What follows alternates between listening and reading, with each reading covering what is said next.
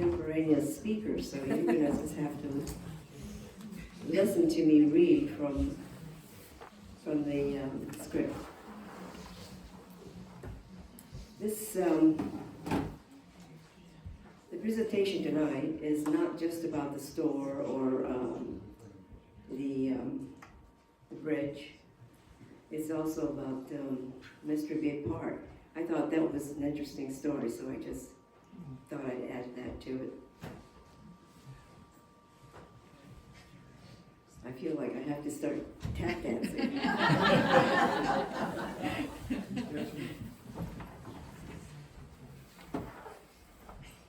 Let me make a couple of comments about Karen. Let's see, how does this not work? Hold it down for a few seconds.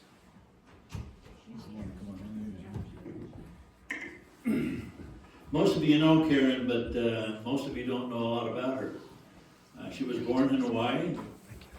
She went to Oregon State University in 1960. She married Chuck in 1964.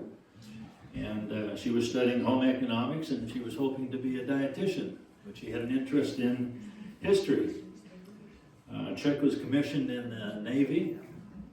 They bought a piece of property here in 1969. They moved here permanently in 1973. Been here ever since. They raised 3 children. And I can't recall the line. You said you had the book, bar, and what was the other B? Oh, the baby. The baby. We all came at once. My youngest one. So she's been really busy, and she shortly after she got here, she attended a garden club meeting here, and a little while later, about a year later, she made a presentation, and someone said, "You ought to write that down." And she was a little bit reluctant to do that, but Jeannie Bean said, "I'll help you." So they got together and they put a book together. So those of you that don't know the book exists, it's really, really interesting. Karen? Thank you, Beagle.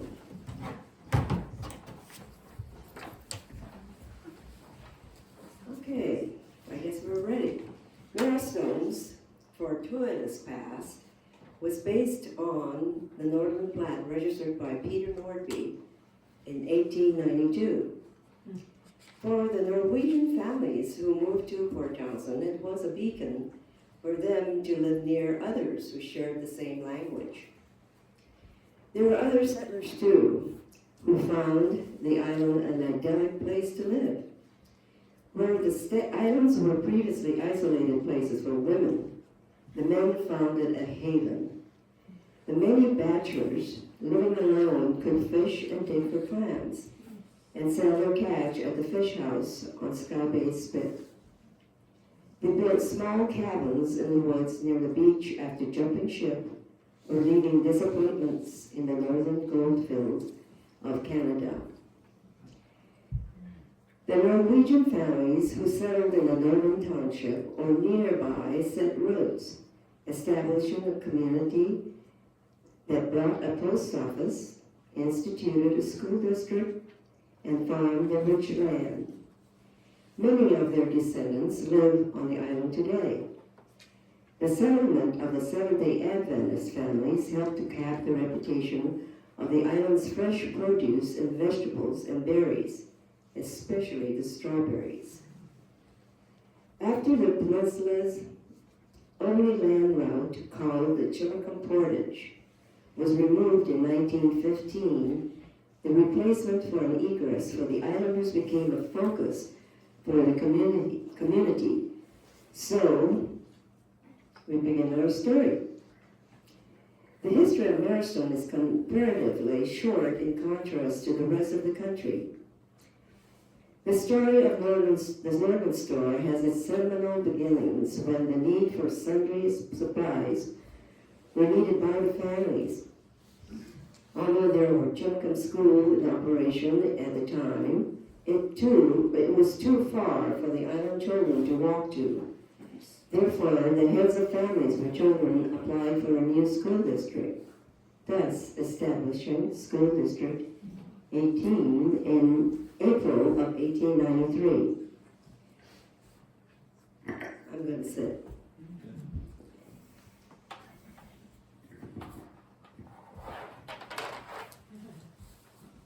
The Northern Trading Company was named by Henry Johnson in 1923 after purchasing the Northern store from his young brother, Elmer, who was the first to establish it.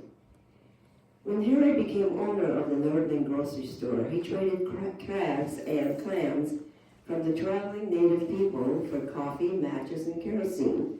Thereby, he changed the name to his store, office store, to the Northern Trading Company. After Tom and Sue Rowe purchased the store, they named it the Northern General Store. The original store, started by Elmer Johnson, was built on the waterfront where the low bank allowed the residents to beach their boats. He acquired a 50-foot launch named the Satchel that was suitable for ferrying, but it needed an engine. With funding from the county and the commercial club, Elmer was able to acquire an engine and began ferrying operations in April 1920 on Mondays, Thursdays, and Saturdays. The day began at 8:30 in the mornings, stopping at floats along Scow Bay Farms, picking up passengers and farm produce, arriving in Port Townsend at 10 a.m. His return trip from Port Townsend was at 2 in the afternoon. Summer schedule had more daily runs in the week, hauling produce to the suppliers in Port Townsend for the Seattle markets. Elmer's ferry business was so successful that he needed a larger boat and bought the Prosper from Booth Fisheries to replace the Satchel. Harry Johnson, older brother of Elmer, purchased a Northern grocery store from Elmer along with the Prosper in 1923 and began hauling freight from Seattle to Marrowstone because there wasn't any. Am I cut off? No, you didn't. Okay. Hold real close. Okay. Because there wasn't any reliable trucking service to the island. I just want to explain this, that there were people on the island, knowing that he went to Seattle to deliver the oysters and the clams to the restaurants there, had asked him to procure some lumber and housing, materials to build houses for them. That they needed to build houses. So, Harry brought back lumber and building materials after he unloaded his shellfish.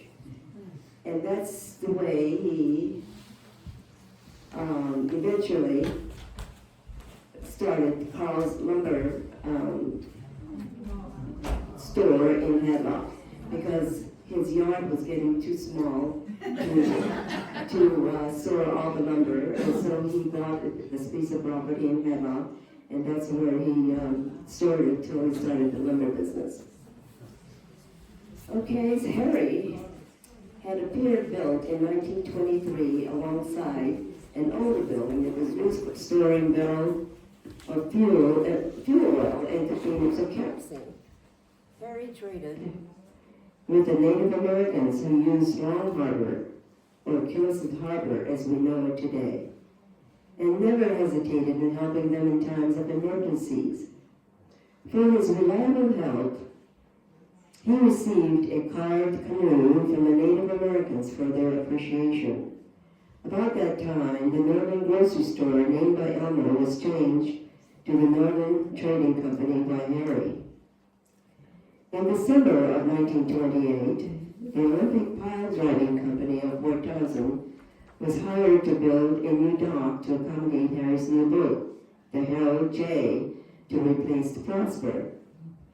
Harry concentrated on hauling freight and transferred the ferry business to Johnny Hanson, son of Carl and Matilda Hanson.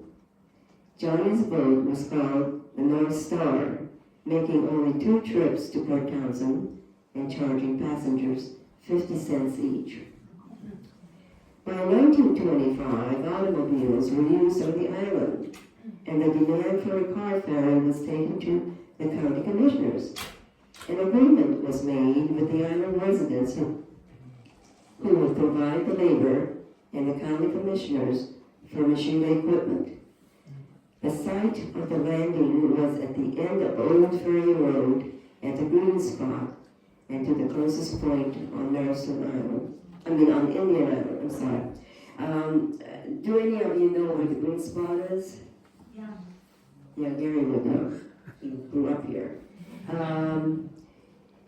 I understand, there was a natural spring in that area, and that's where the Native Americans got their fresh water. And now there's a community there called the Green Spot, and they had a water system way before Maristone did. Gary, can you add more to that? No. Yeah. Okay.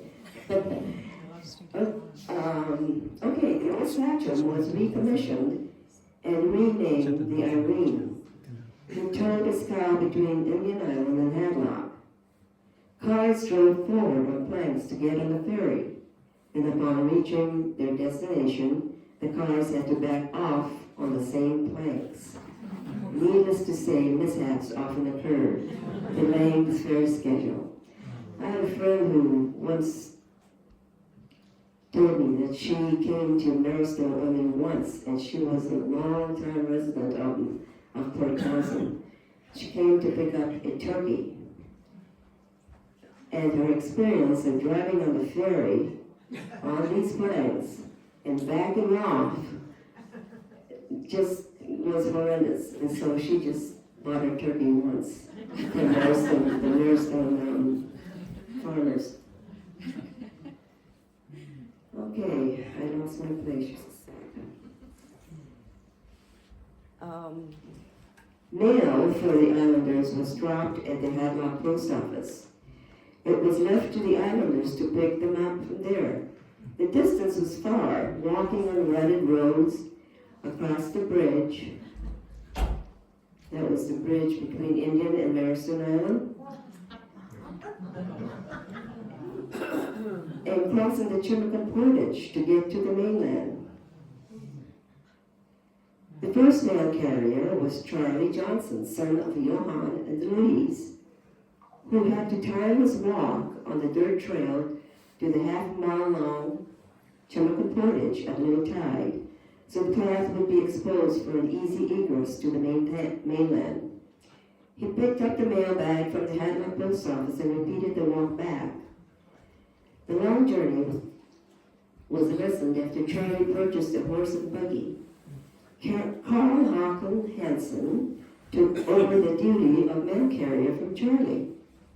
When construction of Fort Flagler was completed in 1900, the mail was now dropped at the fort, thus shortening the mail pickup for Carl. In that same year, Oldie Johnson, younger brother of the first mail carrier, Charlie, became the second postmaster of Norman. The first postmaster was Carl Norman, who died before serving his term. Oldie Johnson, second postmaster, built the first post office building behind his parents' house, and it was a popular meeting place on mail days. 30 years later, the location of the post office was transferred from the small cabin Charlie built to the corner of the Norman store in 1930.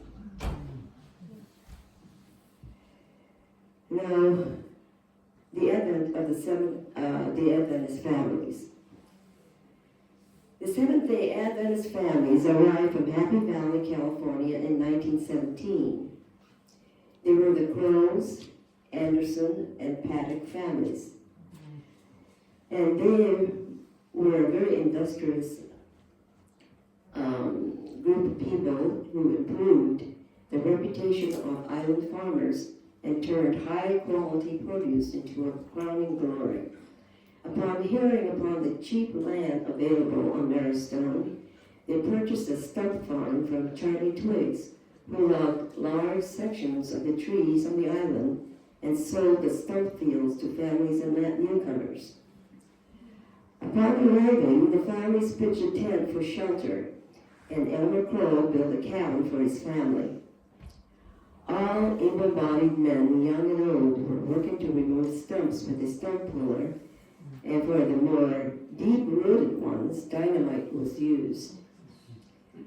It wasn't long before the stumps were all gone and cleared, and the cleared field lay on the large tract of land. Evidence of this once cleared land can be seen along Mead Road, where the field started from the top of the hill, running westerly to Killisett Harbor. And despite the houses that have gone up today, evidence of where the cleared areas still can be seen.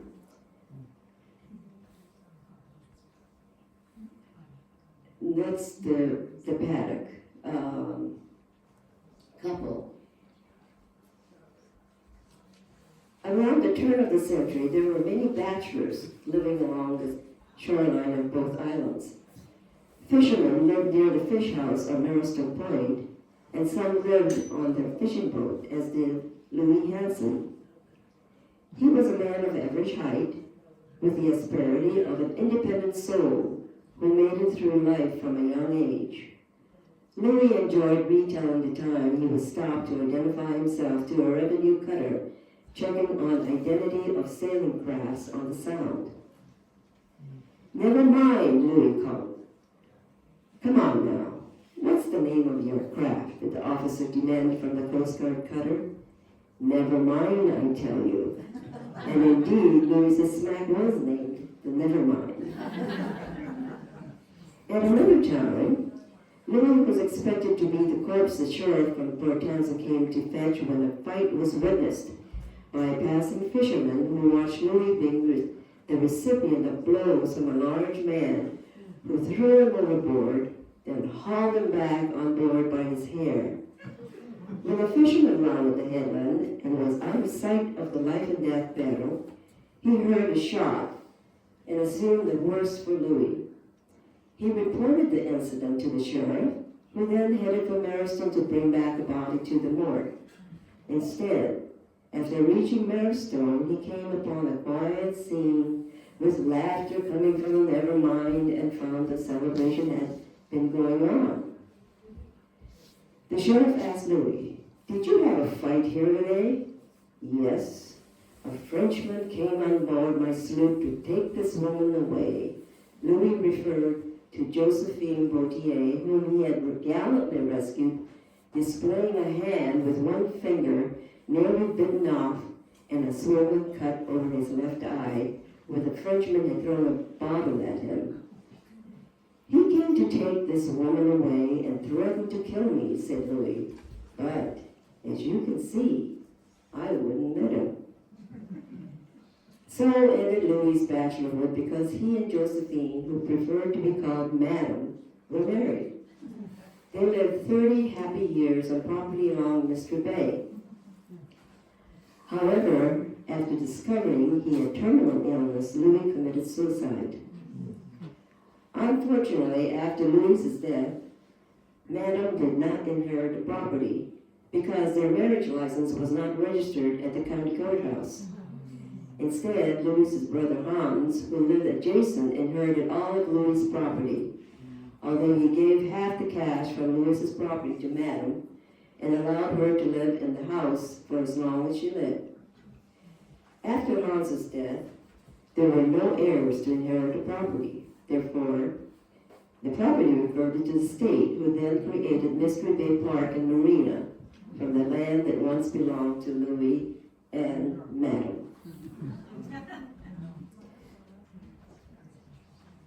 Okay, that's the picture of Louis. Okay, this one Which one you want? I want the one. Here's Emily Johnson with Mary and Ernie Taylor. I'm not going to into details about them, but Ernie was very instrumental in building this building, and what became the Norman Garden Club. Anyway, they were members of the activity club. The community club was loosely organized as the activity club when a few men were elected from the membership to represent the Maristone residents, asking aid from the city of Port Townsend to start a ferry service to Norland. The committee also applied to the commercial club for support in getting a ferry started. The earnest requests were just requests without clout. The Maristone Community Club was officially organized in 1922 when it became clear that there needed to be a bona fide committee to represent the islanders when asking the county commissioners for a ferry or bridge to the islands. Dependable transportation was the utmost necessity since the farmers needed to get the eggs, milk, fresh produce, and the strawberries to the market at the height of freshness.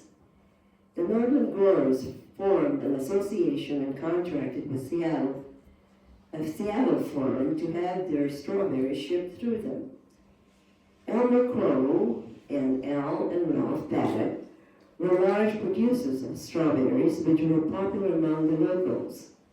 So successful were the strawberry crops that the northern community decided to invite other communities to share in the bounty. The first strawberry festival was held in June of 1922, and it was a huge success to the islanders as well as to the people who came from surrounding communities. Port Townsend business owners closed early to attend the Strawberry Festival in Maristone. Unfortunately, the Strawberry Festival came to an end in 1933 after a decline in the public's attendance because of other events like the Salmon Derby. However, a complete end came 2 years later when an infestation of weevils wiped out the entire crop. It was revived again in 1978-79 after the book Maristone was published, and the Maristone Island Community Association decided to bring back the Island Festival. They bought strawberries on a source in Port Angeles and revived the annual Strawberry Festival, giving free strawberry shortcakes to the islanders. The first Strawberry Festival success during the days of its popularity in 1922 had another purpose. The intent was to bring attention to the plight of the islanders who lost their natural land bridge in 1915 and needed a ferry to transport the farm produce to Port Townsend on a dependable basis. Their transportation service was first on the Prosper, operated by Elmer Johnson in 1921. Then in 1922, he sold the store and Prosper to his older brother Harry. In 1928, Harry transferred the ferry service to John Hanson, son of Matilda and Carl Hanson, who ran the North Star. Johnny, as he was known, ran his North Star to Port Townsend only twice a week. The county commissioners eventually recognized the need for a car ferry between the islands and the mainland because many of them traveled to the islands in the fall to hunt ducks. So then in April 1925, the county agreed to furnish the equipment, and a nod from the northern residents furnished the labor to build a landing between the Green Spot and Indian Island. Roy Norby, son of Ole and Mary, had an avocation that had led to a small industry on the island. I just want to briefly explain. Ole was the younger brother of Peter Nordby, founder of the Northern Township. But Peter never lived on the island. Roy bred turkeys for exhibition at county fairs and specialized in the mammoth bronze variety. He sold the culls of his flock and profited from it. As neighbors discovered his success selling dressed turkeys, they too entered the venture. The sale of turkeys, especially at Thanksgiving, made for a successful business for the islanders, which eventually became the second largest industry in the county. And that's Grace Robbins. And the property is on the very south end of the island, and it's called Baldwin Road now.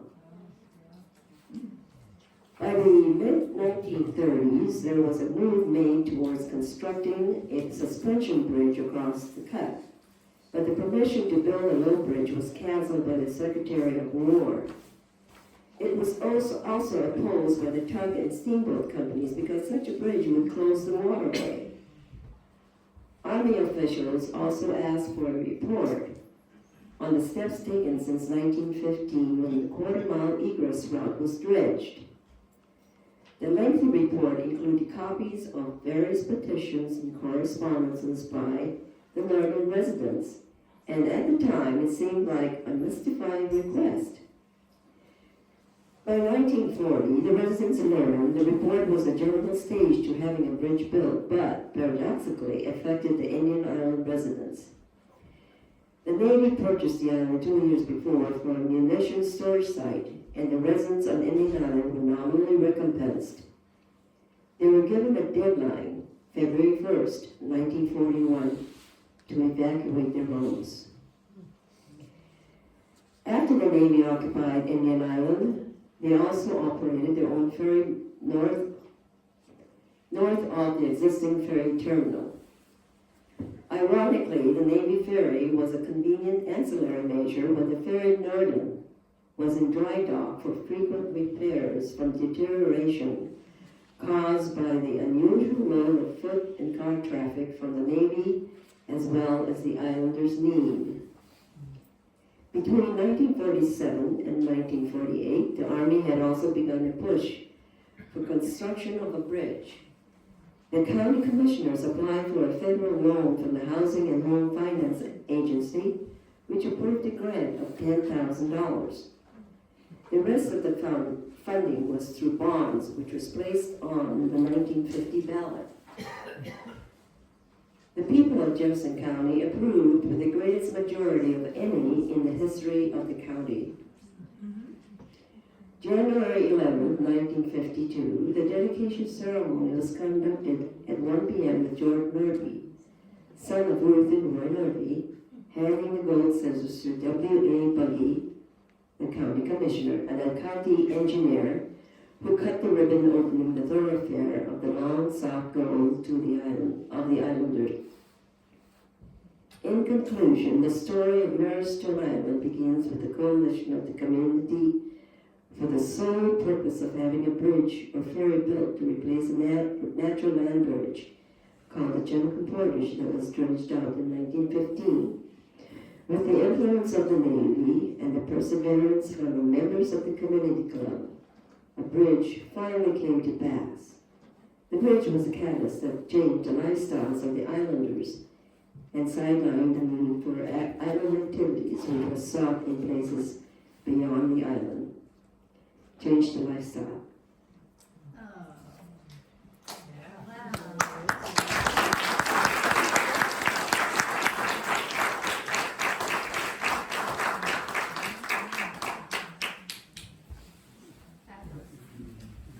I don't know if I got it all. That's great, Karen. Thank you so much. Yeah. Any comments? Yes. Please. I'd just like you to know that we owned a truck that was the first one that went across the island in 1947 truck. That went across when the bridge opened in 1952.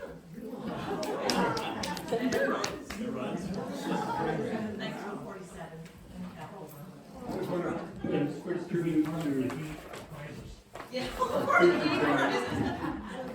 as you can tell, Karen's a great storyteller and also an excellent writer. But I want to pay a particular tribute to what she has done in her book. You know, the cemetery committee, thanks to reading the book, has been around a long, long time, had been managing the cemetery quite well in accordance with the rules that the state put in place in law in 1950. We just missed one little part, and that was you had to have a license. But thanks, and of course, is spelled out in the law. It's very clear that there's an annual penalty fee for any year you did not have that license.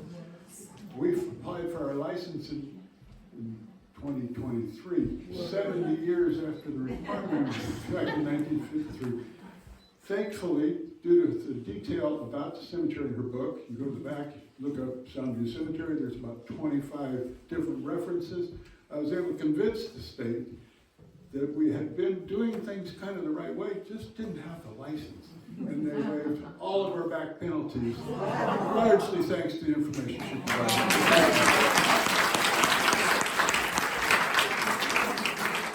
Thank you. Good story. Yes. Will there be a sequel? No comment. I didn't hear that. Will there be a sequel? Oh, no, but any one of you can do it. Tim? Karen, you talked of the produce and animals, et cetera. I've heard cattle also in the island. What can you say about that? I know Phyllis Stevens raised cattle on Indian Island. I've heard Griffith Point was all cattle too. Yes. That was Phyllis. Phyllis told me, and so did Nels Johnson, told me that they leased land on Indian Island, let me think, before the Navy took over. It was from the, I can't remember, the Griffiths family, that's it. And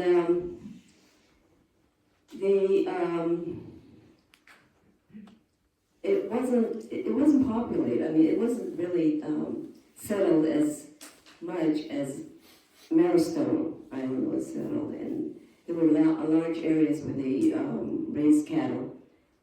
And I don't know why, I don't remember or can remember anything about why they stopped. I think it just petered out. Thank And you. cattle isn't really that productive a product, I don't think. Yeah, not around here. Yeah, not around here. Dennis did run cattle on the Griffiths Point before it was made into any kind of development. And we used to walk clear from our house, clear on down to the end of the point and back. And, we had lots of stories while walking with his cattle down to the end of the point.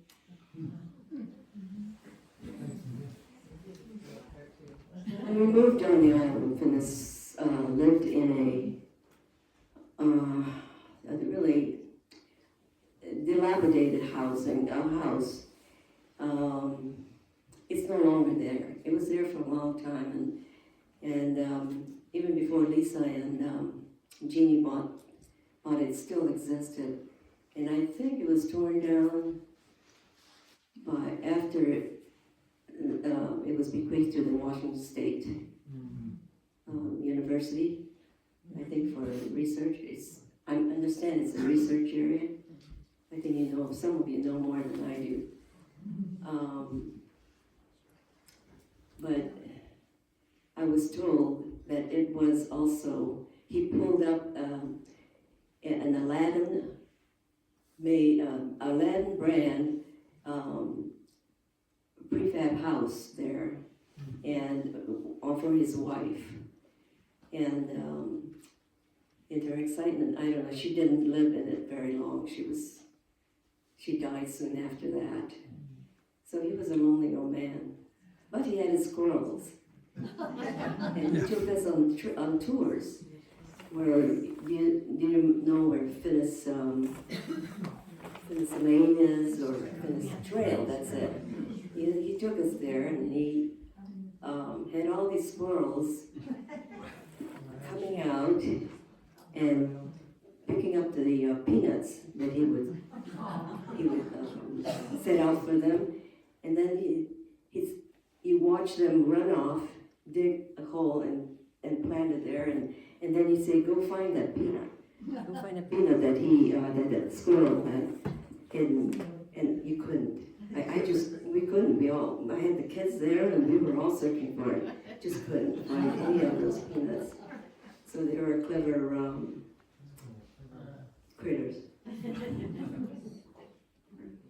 Any other questions? Is your book still in print, available to buy? No, you know, for the longest time, I thought, well, there were 10,000 copies made. And the best buyers were the real estate agents. They're buying them to encourage buyers for Marisol Island. And the only place now that I understand you can find them is on Amazon or bookstores. I don't know where else. Karen, I was just telling Susan, when we first moved here, I bought a number of copies of the book, and I think it's a fabulous book, but I bought it for gifts too, to give to other people when they first moved here. They were like $10. This was back in maybe 2010. More recently, like within the last 3 years, I looked for them online and also at the used bookstore in Port Townsend. You can get them for about $100. Well, I appreciate it. Your commission is Yeah, coming. commission. Yeah. Yeah, Marcy. Don't There hold is your a breath. copy at the Northern General Store that people can come in and read at the store. Great. Good to hear. All right. Thank you so much. Thank you.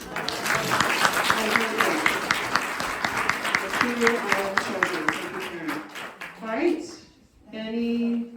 that's the end of our scheduled agenda. Please stick around if there's any cookies left or some decaffeinated tea before you leave, or a wreath. If you want to purchase a wreath, Carol's here, or a membership, Bob's here. Thank you so much, and think of that friend that you're going to bring to the meeting in January. Happy Thanksgiving.